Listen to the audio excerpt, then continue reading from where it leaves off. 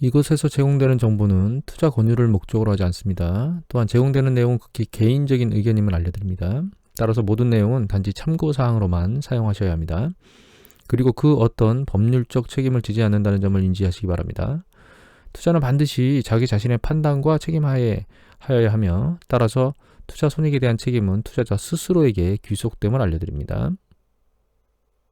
오늘은 아주 짧게 주식 몇 가지들만 보고, 그러니까 투자 관련해서 어떻게 생각하고 행동하는가라고 하는 부분만 좀 말씀드릴 것 같아요. 일단 미국 시장은 상승 강도가 낮습니다. 3대 지수 자체는 좀 오르긴 올랐지만 그렇게 높지가 않고요. 여기 보시면 스몰캡이 마이너스 1.5 빠졌거든요. 그래서 장 자체는 그렇게 강도가 좋은 편은 아닙니다. 유럽 자체는 혼조세고 아시아 시장이 좀 괜찮았습니다. 우리나라가 1% 넘게 올랐고요. 중국들도 올라갔죠. 어제 나온 새벽 지표 중에서는 눈에 띄는 거는 두 가지인데, 하나는 신규 실업수당 청구 건수가 나왔는데 또 41만 9천 건이 또 나왔어요. 그래서 예전에도 내려오다가 한번 40만 건으로 이틀 튀었었는데 또 마찬가지예요. 그래서 델타 변이가 발생하면서 서비스 업종에 있는 사람들이 실업 심층이 잠깐 높아진 게 아닌가, 그런 생각을 하게 되고요. 한 가지 더 눈에 들어온 건 이겁니다. 미국의 그 선행지수 인덱스가 상승 강도가 약간 누그러졌어요. 전월 대비 증감률이기 때문에 올라가고 있긴 한데 강도가 떨어졌다는 뜻입니다. 전일 나왔던 중국인가요? 네, 중국의 그 선행지수는 속도가 빨라졌거든요. 전월 대비니까 이거 속도입니다. 상승 속도가 빨라졌는데 미국은 상승 속도가 약간 둔화됐어요. 이게 좀 눈에 들어오는 거 말고는 뭐 특별한 지금 경제 지표에서 볼만한 거는 없습니다. 그리고 기사 중에는요, 두 가지 기사를 보여드리겠는데, 하나는 모건 스탠리, 하나는 BOA가 얘기한 건데, 이거 전부 환경 해외 라운지에 나온 기사입니다. 해주라. 이 모건 스탠리가 중상장주가 약세를 보이는 지금이 투자 적기라고 얘기를 한 기사가 나왔어요. 허세민 기자께서 7월 22일자로 썼는데, 저는 중국 쪽에서 개별주 투자나 이런 것들에 대한 것보다는 불확실성 때문에 지수를 투자하는 게 더 낫다고 생각을 하고 있거든요. 그리고 성장주 쪽에 있는 것들이 올라간다면 폭발적인 모멘텀을 보일 거라고 보이지만, 지금 그런 쪽 하이테크 관련된 것들은 전부 다 그러니까 미국에서 제재에 걸려 있고, 또 중국은 또 당국에서 또 뭔가를 하고 있기 때문에 개별주 투자보다는 지수 쪽으로 쳐다보고 있습니다, 사실. 그래서 지수 투자를 하는 게 좋다고 보고 있는데, 모건 스탠리에서 보는 관점에서 놓고 보면 일단 저조하긴 하지만, 일단 가장 좋은 건 중순 최고치보다 하락해 있다는 점. 또 한 가지는 중국의 국내 총생산이 성장률이 1분기에는 18%고 2분기는 이제 7.9% 성장했는데, 이거 둔화된 건 전년 동기 대비는 이제 급격히 내려간 것 때문이지만 7.9면 좋은 성장, 견고한 성장이라고 좀 봐야 되거든요. 그리고 최근 그 직업준비율을 완화했었죠. 이건 말씀드렸었죠. 그런데 이거 이외에 재정 지출이나 이런 것들에 대해서 상대적으로 중국이 다른 나라보다는 덜했기 때문에 여력이 충분해서 추가적인 통화 완화나 경기 부양 정책을 할 수 있다라고 하는 것들에 대한 긍정적인 반응을 기대할 수 있다, 이렇게 얘기를 하는 거예요. 그래서 여기 보면 미국 재정 적자는 GDP 대비 13%인데 비해서 중국은 재정 적자가 GDP 대비 3.9% 낮아서, 그리고 또 물가는 미국이 5.4인데 중국은 대조적으로 1.1로 낮아가지고, 물론 PPI는 높게 나왔었죠. 근데 이게 이제 소비자 물가 상승률로 적용되는 부분이 있다 하더라도 상대적으로 소비자 물가 지수는 다른 곳보다는 낮은 편이거든요. 그래서 중국 당국이 무엇인가 액션을 취하거나 이런 것들에 대해서 긍정적이고, 또 하나는 소비자 물가가 낮다는 점이 소비자들한테 그러니까 소비의 여력을 그렇게 압박하지 않는다, 이런 점들에서 긍정적이다라고 볼 수 있다라고 설명하고 있어요. 또 이제 중국 수출 전망이 밝아서 글로벌 공급망에서 재고 압박이 심하고 선진국의 공격적인 소비가 임박하면서 중국 수출 기업이 유럽하고 신흥시장의 점유율을 계속 늘려나가고 있다라고 얘기를 하고 있습니다. 여기 이제 빅테크 관련된 얘기가 나와서 요것들은 투자자들한테 좀 좋지 않다라고 얘기를 하고 있는 것 같아요. 개인적으로는 중국의 포트폴리오를 담아야 되는데 개별주의 포트폴리오를 담는 것도 좋지만 지수를 따라가는 것도 좋고, 그 중에 제가 그 중국의 전체 그 CSI 300을 가지고 있는 건 말씀을 드렸죠. 그거 이외에 전기차 배터리 관련된 쪽에 섹터를 투자해서 최근에 액션을 취한 것을 보셨고, 그거는 CSI 잠시 볼까요? 네, ETF CSI 300, 이게 CSI 300 지수거든요. CSI 300 같은 경우에는 지금 수익률이 그렇게 이게 3%인가 4% 나 있습니다. 제가 지금 현재. 그래서 이제 최근 내려왔던 것에 비해서 이게 2006월 달이죠. 그러니까 저점 2월 달 고점에 비해서 상당히 많이 내려와서 이 근방 언저리 잡은 게 지금 한 3%인가 4% 이익이 나 있고, 전기차 같은 경우에는 이미 48%, 50% 났다가 다시 매매하고 지분 늘린 다음에 지금 한 4% 수익이 났거든요. 그러니까 섹터 쪽에서 유망한 섹터를 잡아가지고 액션을 취하실 수도 있다라고 하는 관점 두 가지를 다 포커스를 두고 액션을 취하면 된다는 뜻입니다.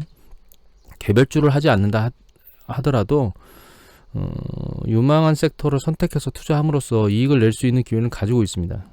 그걸 좀 이해하시면 될 것 같고, 그 다음에 BOA 기자는 이슬기 기자께서 쓰셨고요. 7월 22일자인데 신흥 20개 개국 중에서 한국이 중국 다음으로 매력이 있다라고 얘기를 하고 있거든요. 저 역시 마찬가지로 매력이 있다고 생각하고 있습니다. 이거는 이제 이 안에 있는 기사는 궁금하시면 한번 읽어보시고요. 제가 보는 한국의 매력은 좀 다른 곳에 있는데, 중국하고 이제 설명을 한번 드릴게요. 큰 시장으로 놓고 보면 이게 하나 캔들 차트는 S&P 500 지수고, 빨간 거는 중국 지수고 파란 게 저희 지수입니다. 사실 우리나라가 이 파란 게 굉장히 과도하게 오르긴 올랐었는데 2011년 8월달 붕괴 이후에 굉장히 오랜 기간 동안 개걸음을 쳤거든요, 옆으로. 그래서 GDP가 성장함에도 불구하고 그 GDP가 주식시장에 반영이 못 됐었어요. 그런 거가 추가적으로 플러스 알파로 반영된 거기 때문에 결과적으로는 이 지금 현재 궤도가 올라간 게 우리나라가 너무 과도하게 올랐다라고 볼 수는 없습니다, 사실은. 물론 과거에 있던 펍배수보다는 높은 수준에 있다라고 하는 거는 피해갈 수가 없어요. 그 과거의 펍배수에 비해서는.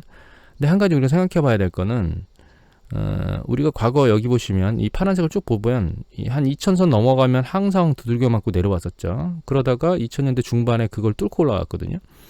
2000년대 중반에 이걸 뚫고 올라갈 수 있었던 거는 여러 가지 이유가 있는데, 그중에 가장 주된 이유는 이쪽에서 있었던 일 때문에 그렇습니다. 그게 뭐냐면 그 IMF 때문에 그래요. IMF 이전에는 우리나라 그 기업의 부채 비율, 평균 부채 비율이 400%였던 걸로 기억합니다, 제가. 근데 IMF에서 구제금을 주면서 200% 이하로 낮추라 그랬거든요. 그래서 사실 그때 부실 기업들은 청산이 굉장히 많이 됐고 건전한 기업들만 살아남았었어요. 그래서 경쟁력이 강화됐다는 측면이 있습니다. 그러니까 산업의 구조조정을 국가부도가 자연스럽게 만들어줬다는 거예요. 그리고 2000년대 들어서 그 이후에 삼성전자라든가 이런 회사들이 선진화됐고, 또 2000년대 폭발적으로 전 세계 글로벌 경기, 원자재 가격이 오르고 뭐 이렇게 안 좋은 어떤 상황을 만들어낼 때가, 외부에서 시끄러운 소리가 들려서 문을 닫느라고 잠깐. 2000년대 그런 어떤 폭발적인 성장세가 있을 때가 중국 쪽이었잖아요. 그런데 우리나라가 중국 쪽의 수출이나 이런 것들이 폭발적으로 늘어났다고 하는 점도 굉장히 좋은 이슈가 있었고, 또 그때 원자재 화랑, 중국으로 인한 원자재 화랑 때문에 있었던 아주 좋은 섹터가 철강, 조선, 해운 이런 쪽이었어요. 석유화학도 마찬가지고. 우리나라의 그 상위 시총에 있는 기업들이 그때 호황을 보이면서 사실은 전체적인 박스권을 뚫고 올라갔습니다. 그러니까 IMF 구조조정에 의해서 만들어진 어떤 산업 개편과 중국향과 맞물려서 움직였던 특정 산업 섹터들의 호황, 그리고 장기간 박스권에 갇혀서 가치 상승 배수가 올라가지 못했던 이 세 가지가 작동하면서 밀고 올라갔거든요. 그런데 지금도 상황 패턴은 비슷하다고 보셔야 됩니다. 첫 번째는 장기적으로 패턴이 막혀 있었고, 두 번째는 코로나 팬데믹 이후에 저희 내부에 산업이 약간 패턴이 바뀌고 있어요. 가장 많이 바뀐 거는 반도체 시장이나 이런 쪽이 크게 개벽을 치면서 다른 쪽에서 반도체 수요나 요구들이 많아지고 있죠. 그 다음에 코로나 팬데믹 이후에 비대면이나 이런 쪽 때문에 반도체 수요가 스스로 늘어났습니다. 강제적으로 늘린 게 아니고. 또 한 가지는 전기차 수요나 이런 게 폭발적으로 늘어나면서 전기차 산업과 관련된 산업들이 커지고 있는데, 우리나라가 배터리도 하고 있고 자동차도 하고 있기 때문에 긍정적인 모습을 보이고 있죠. 그 다음에 지금이 선박이나 해운이 움직이고 있긴 한데 아직까지는 추세적으로 움직이고 있는 것처럼 보이지는 않고요.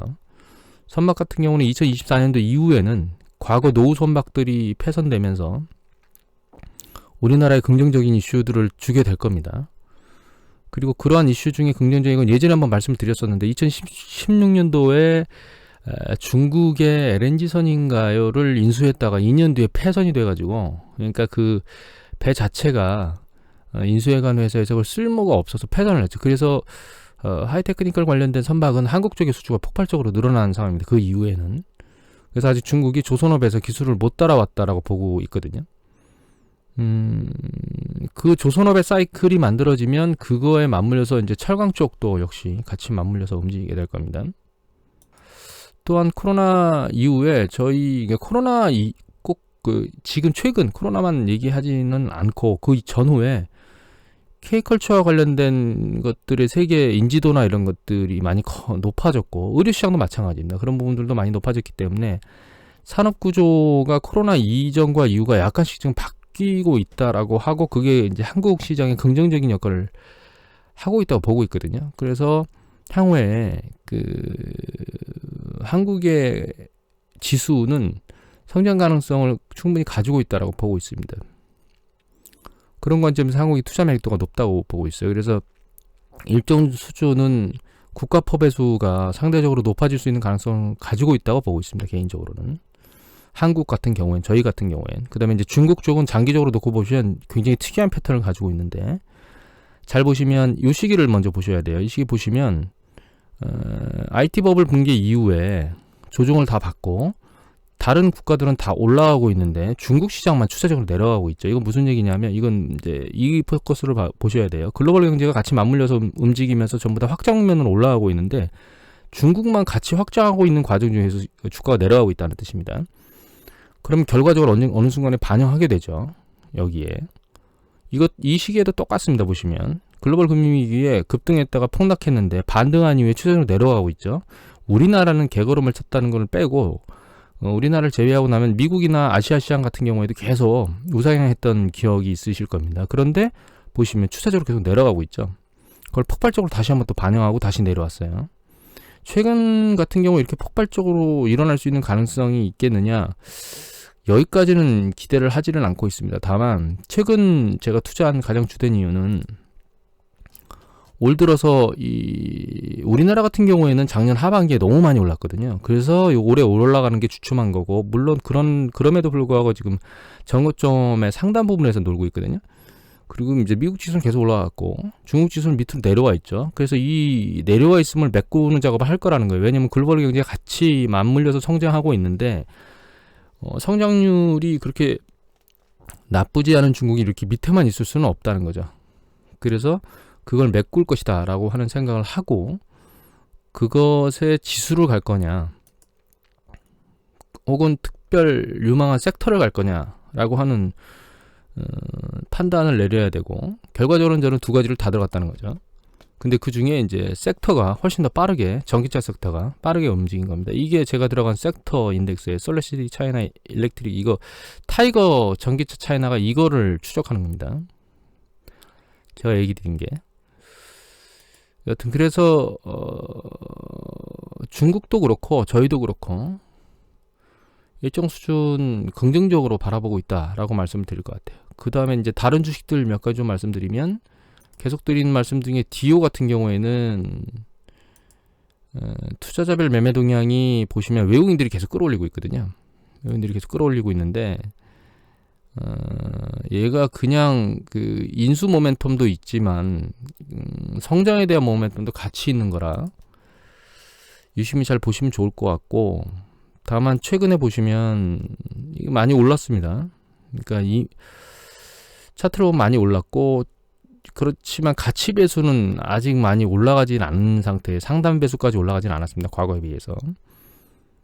그래서 지금 조급 이미 포지션을 보유한 분 같은 경우에는 외국인 중심으로 매매에 대응할 수도 있고, 저처럼 아직까지는 그냥 성장을 기대하면서 들고 있을 수도 있고, 뭐 결정은 스스로 알아서 하셔야 될 것 같고, 코웨이가 약간 패턴이 좀 달라지고 있다는 걸 이해하셔야 됩니다. 코웨이 같은 경우에는 이것도 자주 말씀드린 축 중에 하나인데, 주봉을 보게 되면 쭉 올라오다가 여기 보시면 이게 100이 보라색이죠. 120주 이동평균선이 이렇게 정점을 치고 내려오고 있죠. 잘 보시면 120주 이동평균선 위로 일정 수준 올라가게 되면 항상 밑으로 내려옵니다. 지금 이렇게 내려오고 있죠. 근데 최근 추이는 어떠냐면 올라왔다가 최근 갑자기 급등했어요. 그러니까 이 추세가 위로 뻗을 가능성이 있다는 걸 아셔야 됩니다. 얘가 뻗으면 추세가 전환되는 모멘텀으로 작동할 수 있거든요. 그리고 얘네들 투자자들 매매 동향을 보면 예전에는, 그러니까 초반에 올 초에 2월달이나 이럴 때는 실망 매물이 쏟아졌었습니다. 외국인들 2월달인데 기관도 팔았지만 여기 보면 외국인들 쭉 2월달 보면 막 매도를 막 대규모로 치기 시작하거든요. 연속적으로 쭉 치죠. 이 치는 과정 중에 기관이 좀 떠받쳐졌습니다. 이 실망 매물은 왜 나온 거냐면 기존에 3,600원인가요? 원래 배당을 주장했었는데 그걸 2,400원으로 줄였다가 1,200원으로 이번에 줄였거든요. 그러니까 배당을 기대했던 외국인들이 실망 매물입니다, 이게. 그래서 쭉 쏟아지는 거를 기업 기관들이 받아줬었어요.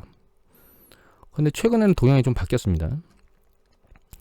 계속 기관이 받아주고 있고 외국인 매도 물량이 이제 쓴 상태에서 여기 보시면 이제 외국인이 다시 사들이고 있죠. 최근 보면. 이렇게 외국인들이 사들이고 있어요. 기관이 또 대규모로 또 붙었거든요. 그러니까 양쪽에서 같이 붙을 가능성이 약간 열려있는 상태입니다. 그러면 이 추세 전환의 가능성이 높아질 수도 있다. 가능성이 있다라고 보고 있는 거고, 전자공시를 보게 되면 장기 투자를 하는 곳이 국민연금이죠. 국민연금 같은 경우 보시면 최근에 8.38에서 8.54 늘렸어요. 지금 계속 지분을 늘리고 있습니다. 보면 이 밑에 한 번 더 볼까요? 6월달에 발표된 이 7.2에서 8.38, 그러니까 7.27에서 단기간에 8.54까지 늘린 거예요. 국민연금이. 외국인 같은 경우는 혼재되어 있습니다.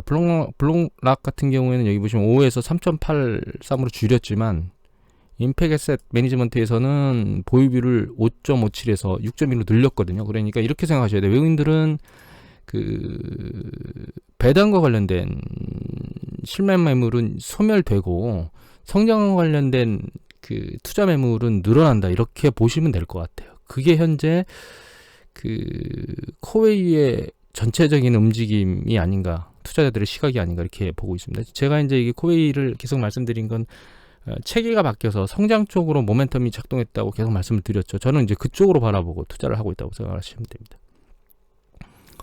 그 다음에 CJ제일제당도 얘기를 계속 드렸는데, CJ제일제당은 보시면 주봉이 전고점을 돌파했습니다. 돌파하고 최근 추세적으로 단계를 밟고 올라가고 있는 과정에 있거든요. 그런데 얘 종목 분석을 보면 과거에 비해서 퍼배수가 굉장히 낮은 배수에 와 있습니다. 지금 현재 과거의 퍼배수가 보면 상단에서 한 13배, 20배 가까이까지도 갔었거든요. 근데 최근 보면 이게 퍼배수가 12개월 전망치로는 11배니까 굉장히 낮은 수준이에요. 그러니까 이게 분기별 보고서도 보면 이 매출이 계속 늘어나는 구조들을 가지고 있거든요. 그래서 결과적으로는 얘도 제가 보는 식음료 쪽에서 가장 유망한 기업은 사실 CJ제일제당으로 저는 보고 있거든요. 그리고 투자자별로 보면 여기 보시면 기관이 매수를 계속 때려주고 있고, 외국인이 뭐 대규모 매도 물량을 계속 쏟고 있진 않은데 외국인들이 매도 물량 일정 수준 매도하고 지금 혼재되어 있는 상황이네. 보니까 한쪽 물량으로 쏠려 있진 않아요. 그래서 이것도 괜찮은 성과를 지속적으로 낼 수 있을 거다라고 개인적으로는 보고 있습니다. 이것도 구조적으로 약간 뭔가 바뀌고 있고, 미국의 냉동 피자 유통업체를 인수해서 CJ 제일제당의 식음료를 매장에 비치할 수 있는 기회를 늘렸다고, 이런 것들은 제가 말씀을 드렸었죠. 그런 것들을 종합적으로 감안해 보면 긍정적인 부분이 계속 발생할 수 있는 기업 중에 하나라고 보셔야 될 것 같아요. 그리고 신한지주도 계속 말씀을 드렸는데, 신한지주는 최근에 매도 물량이 계속 쏟아지다가 보시면 이제 매도 물량이 기관하고 외국인 동시에 매도 물량이 계속 쏟아졌거든요. 근데 최근 들어서 다시 매수 물량이 양쪽에서 붙기 시작했습니다. 신한지주가. 그런데 전 개인적으로는 얘가 중간 배당 얘기가 나와야 되는데, 지금 중간 배당 얘기가 아직도 안 나왔거든요. 그래서 실망 매물이 계속 지속되고 있다라고 보고 있고, 중간 배당 얘기가 안 나올 수도 있을 것 같아요. 그래서 지금 현재 생각하는 거는 중앙은행의 기준금리 인상 모멘텀 정도가 되면 이게 다 청산하고 나갈지도 모릅니다. 그렇게 생각하고 있는 주식 중에 하나입니다. 신한지주는. 그 다음에 예전에 말씀드린 것 중에 NC소프트가 이제 조금 장기적인 관점에서 투자할 수 있는 가격대에 와 있는 것 같아요. 지금 고점 대비 25% 빠져 있고요. 머리를 주봉상으로 제대로 못 들고 있거든요. 내려왔다가 반등하는 것 같더니 다시 밀려 내려왔는데, 그렇다고 해서 아랫방향으로 세게 밀리지도 않고 있습니다. 지금 사실은.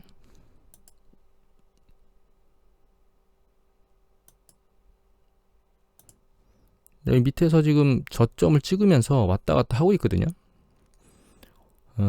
게임 산업이라고 하는 게 없어질 수 없는 산업이라고 하는 관점에서 놓고 보면 추세적으로 장기적 관점에서 투자할 수 있는 가격대는 와 있다라고 보고 있습니다. 다만 종목 분석을 놓고 보면 아직도 그 배수의 높은 수준에 와 있는 건 맞습니다. 과거 보시면 여기 연두색이 퍼배수로 21배 아래까지 내려갔었죠. 그러니까 한 15배니까 한 7, 8배 정도까지 내려갔었어요. 지금 현재 있는 배수가 올해 말까지 보는 걸로 26배니까 그렇게 완전히 매력적이다라고 볼 수는 없습니다. 하지만 그 잠정적으로 게임주를 선호하시는 분이 있다면 긴 추세에서 조금씩 사서 모으는 작업을 하기에는 좋은 초입에 와 있다라고 봐야 될 것 같아요. 관심이 있는 분은 한번 자세히 들여다보시기 바랍니다. 개인적으로는 여기서 한 번 더 밀리면 이라는 생각을 가지고 있습니다. 투자할 생각은 가지고 있거든요. 저도. 그런데 여기서 한 번 더 밀리기를 원하고 있습니다. 한 번 더 밑으로 밀리기를 원하고 있고, 그 밀렸을 때 매집을 하게 되면, 그 밀렸을 때 매입을 하게 되면 눈에 마이너스를 안 찍히는 상황에서 투자의 매력도가 계속 갈 수 있지 않을까, 장기적으로 보유하는데 큰 어려움이 없지 않을까라는 생각을 하고 있어요. 그래서 걸리는 게 이제 여기에 걸리기를 원합니다. 지금 현재 보라색 라인에 걸릴 정도가 되면 그때서 매집을 시작하는 게 어떨까라는 생각을 하고 있는데, 항상 그러다 보면 튀는 패턴을 제가 반복적으로 보거든요. 근데 저는 튀면 안 잡으니까 상관이 없는데, 게임즈에 관심이 있으신 분들은 일단 한번 생각해 보실 만한 그 포커스에 와 있다라고 하는 정도만 알려드리면 될 것 같아요. 모든 투자의 결정은 스스로 하셔야 되고, 제가 어떤 생각을 하는지, 그리고 어떻게 주식을 보고 투자를 결정하는지에 대해서 여러분들이 참고하시라고 오늘은 몇 가지 주식에 대한 얘기들을 말씀드렸습니다. 오늘은 이것을 마치도록 하겠습니다.